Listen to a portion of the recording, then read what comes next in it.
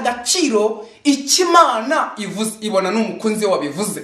Ubwo rero uwo mukunzi we n'umwana we iyo bigiye ku munzani hari ikiremera kurusha byose. Niko bimeze se? Niko bimeze se? Bijya biremera ibya Kristo ngo yarabambwe bimeze bite? Jya ku munzani wumve mu mutima wawe bimeze bite, mu mwanya wawe bimeze bite. Wigeze kumva inkuru yuko yagiye mu mwanya waraga arapfa, ibisumari baratobora, ibirenge barasoberekanya, batikurani n'igicumu. Jya ku munzani wumva bimeze bite. Ariko Aburahamu yongeye kumva Imana ye, byose n'umwana w'ikinege byose arayigika, ayiramurira amaboko. Nibwo yaje kumanura, Imana imubwiye ngo sogota umwana wawe, amushyira ku gicaniro, amanura inkota n'umuriro wari uraho. Umva urukundo yakunze Imana. Genda utyo, genda utyo. None se hari ijuru rya Aburahamu n'ijuru ryacu? Hari abantu babonetse ko bakunze Imana, Imana batangira ubuhamya tugiye kubabonaho gato. Kandi natwe kukise tutakunda Imana. Ejo nanapfa nkabimfa gusa, ngacyura inda, ngacyura ibyo kurya bisanzwe by'umubiri, hanyuma sinanzukira ubugingo buhoraho. Ibyo bimaze iki nshuti yanjye? Bimaze iki? Aburahamu amanura inkota, arayimanura mu mwana w'ikinege. Byitegereza urabibona, kuko Imana yabivuze. Akunze ikivuzwe n'Imana, kandi si ikivuzwe gusa ngo yakunzeyo ubwayivuga. Ese iri jambo baba bumva hari icyo rivuze ahari? Hari icyo ijambo ribabwira? Ese icyo ribabwiye bashyira mu bikorwa, umuntu ugapfa kumva gusa udashyize mu bikorwa? Ko twumvise ubufasha buturuka se? Ibanga ryo gukira mubwo Mwuka Wera nuko ntawe ahari yagushoboza ibyo utishoboje, kandi impamvu ataje nuko utaciye bugufi mutsindwe ku by'Imana ivuga. Hanyuma ibyo mukuri kw'ikigihe niwe ubibonekera. Irembo niryo. Aburahamu yaje kubwirwa ngo have, yumva arabwiwe ngo have. Ubumenye ko ibyo uzabyisomera mu Itangiriro 22 guhera ku 12. Noneho yewe Aburahamu we ubu bimenywe ko Imana imenya ibiki kuri wowe inshuti. Mupapa, mumama, musore, mukobwa, mwana muto, Imana imenya ibiki kuri wowe? Cyangwa wirirwa ngaho gutyo? Ko hari n'ibindi biruta ibindi. Hari ibintu biruta ibindi. Umushinga mwiza ni ukwakira agakiza, kandi igihenze kurusha ibindi ni Yesu Kristo mu mutima wawe. Icyo kirahenze kuruta miliyari amagana, icyo kirahenze kuruta amamodoka n'amazu, kirahenze kuruta amasambu, kirahenze kurusha byose. Kandi ibasha kuduha uburyo bw'uko ibyo bizadushobokera ko tuyihaye burundu, tuyiyeguriye burundu, tumara amaje, nta kintu twisigiye, nta kintu tutoroshe. Aho ngaho niho Zakayo yamenye ati hari nabo nambuye. Ese hari ibyo worosaho yewe usenga we? Hari ibyo usengera hejuru? Oya, Uwiteka Imana avuga ngo atura ibyaha byawe, witwikira ibyaha. Abatwikira ibyaha byabazagubwa nabi. Reka da, byaturire mu abo wabikoreye.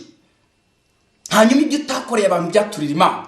Amagana ikibi kiva ku mwanzi, ukuri no kutwerekeza, bigatuma twongera gusobanukirwa n'ijambo Uwiteka avuze ngo muzanshaka mu mbonene, munshaka mu mitima yanyu yose. Burya hirya gato y'ukuri hari ibindi utazi kandi Imana ishobora gutanga. Hirya gato niho Imana rero ifite abahamya. Iyo dusomye igitabo cya Daniyeli mu gice cya 6, twongera kubona ukuntu Daniyeli yabaye umwihereza Imana, aramaramaza ku rugamba rw'iby'umwuka. Imana igira ikimuvugaho kandi mu ibisubizo by'ibyo mu isi batari bazi. Imana Daniyeli ishyirwa hejuru. Gute wowe? Iyo twongeye kubona Imana ihamye abitwa ba Kalebu, twongera kubona mu gutegeka igice cya mbere tukabona abitwa ba Kalebu, Abisirayeli bahamagariwe icyarimwe bava ahantu hamwe mu Egiputa. Turguhamagara ngo tuve mu byaha, ariko hari ababiyobewe, hari abishingikirije ibintu n'ibindi. Duhamagariwe kuva mu byaha bari mu isi twese, mu bihugu byose, kugira ngo twigire mu yindi ngoma yo muri Kristo cyane muri isi. Tukiri hano muri isi niko byagendaga. Kubishidikanya no kutizera Yesu Kristo atura mu mitima y'abantu bikumvikana kandi bikagaragara, abantu bakabyumva. Satani yahoze icyo ni kizerwa. Uzatangira kugira ikiyara n'ikinyota, hahirwa bafite inzara n'inyota. Uzatangira gushavuzwa n'ukuri, hahirwa abashavura. Uzatangira kongera kumva utwaraniye gukiranuka kwa gushyizwe imbere. Mwe mukiranutse kuko so mu ijuru akiranuka. Ibyo Imana ibidutangiraho ubuhamya. Kalebu na Yosuwa yibyanditswe tubwira ngo ntabwo muzagera rero yemwe Abisirayeli keretse Kalebu, kuko afite undi mutima. Kuko afite undi mutima. Umutima ngo ugendana kandi nuko Uwiteka avuga. Imana itangira ubuhamya Yosuwa igice cya mbere, Imana igatangira ubuhamya Nowa igice cya mbere cy'itangiriro cya itangiriro Yobu ubwe nawe yongera kumutangira ubundi buhamya. Igice cya mbere umurongo wa 8 muri Yobu, uyu arakiranuka kandi arumvira yubaha Imana ye. No witi kugukiranuka ndebye mu isi umuntu ukiranuka none injira mu nkugi.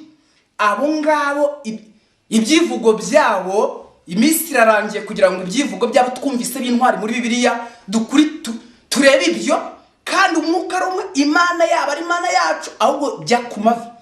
Aho bituruka naho ni kumavi. No turangirwa mu gusenga, gufata intwaro, kwiga ijambo ry'Imana no gusenga bizatuma twerekeza ku Mana. Ubufasha bwose tuzabubona, ariko abirengagiza icyo ntabwo bazabibona. Iki rero nicyo twongeye kurangira abari mu isi, kugira ngo ubu butumwa muri izi ndirimbo bye kuba imfabusa. Niyo mpamvu twe uko tubivuze nuko tubitumwe tubitwaye bitandukanye n'ibindi, kugira ngo nkuko Imana yabitumanurika biduha nibyo natwe tubahereje inshuti zacu. Nimukenera ubuhamya bwacu bw'uko Imana yakoreye mu bugingo bwacu, muzadutelefona hanyuma tubabwire, dufashanye muri urugendo kigiye kubaho ntitukize, ariko iyo mwijuru irakize. Ariko icyo duteretswe imbere ni uguhagarara mu gukiranuka, twizere ko bishoboka, tubyinjiremo, twitage burundu tumara amaje, maze Imana ibidukorere. Niyo nzira tubona ko ari urufatiro rwabi. Nuko rero abo Imana yita abayo ngo bave mu kibi, kugira ngo bave mu bidatunganye kandi berekezaho imbaraga z'Imana zibasha kubafasha.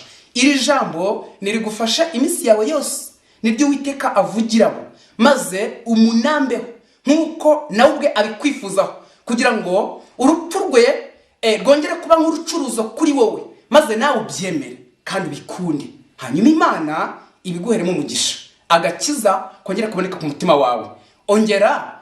Wongere kwireba no kwivugurura kandi wikosora bitekerezeho. Imana iteguye kugufasha nshuti yanjye, mbigusabiye mu izina rya Yesu Kristo.